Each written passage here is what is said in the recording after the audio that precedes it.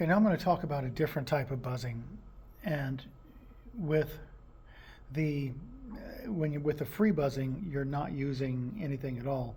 But now we're talking about using what we call a visualizer rim, and it's called a visualizer because you can see yourself doing. You can watch what your face is doing. I've got two of them here. One is for trombone and euphonium, and one is for tuba, and I'm going to use just the tuba one here in a second. And the teacher I had, the teacher who gave me these, he would start a student way up here, holding it up here, and it's just like buzzing a mouthpiece, right?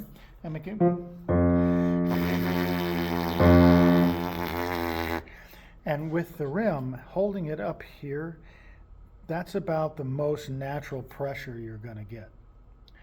And as you get good at it,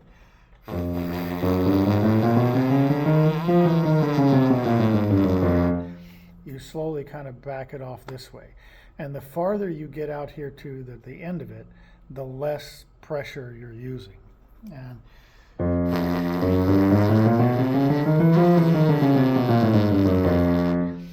And you can do the 4 basic mouthpiece buzzing exercises that I recorded earlier.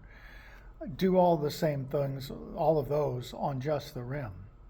And you can do a lot more also. The rim it's just a different way of buzzing. If you want to use a mirror or a camera, you can watch what your lips and face are doing while you're doing the buzzing. A couple of things that I learned with the rim is that when I was first getting to a point where I was trying to do the lowest possible notes on the tuba, the pedal tones on the tuba,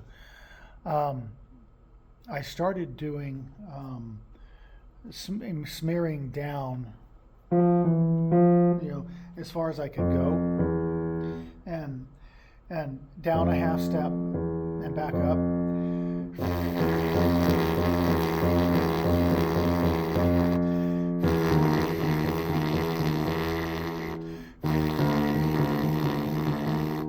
Until I could get all the way down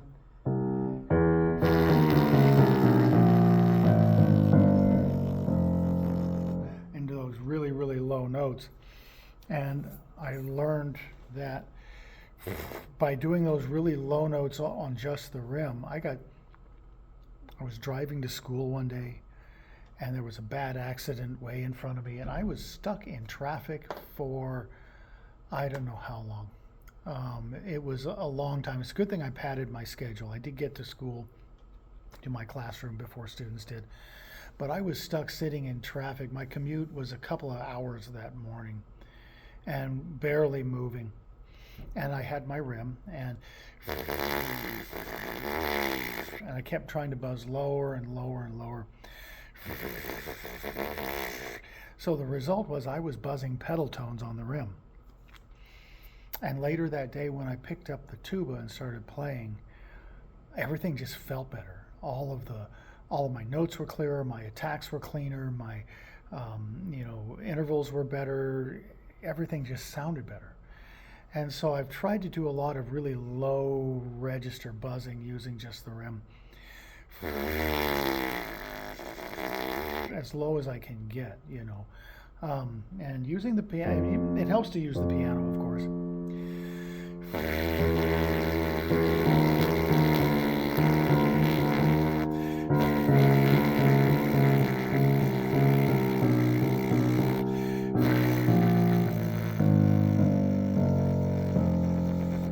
And all the way down to where they just won't speak.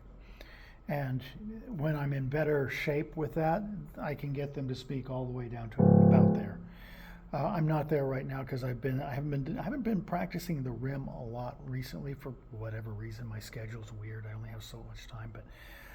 But if you're going to use a rim, that's one of the things you can do. The other thing that I've learned is that when I'm playing euphonium consistently, I can start down in the tuba range, and everything sounds better up high too. So the better your high notes, or better your low notes, the better your high notes will be. And that's because you're using more air and you're using more control and more ears and everything. Um, but but you can do just about all ranges on either rim. And if you do a lot of doubling between trombone, tuba, euphonium, bass trombone, it's a good idea to have two of these. And it's really also like the plastic mouthpiece I use.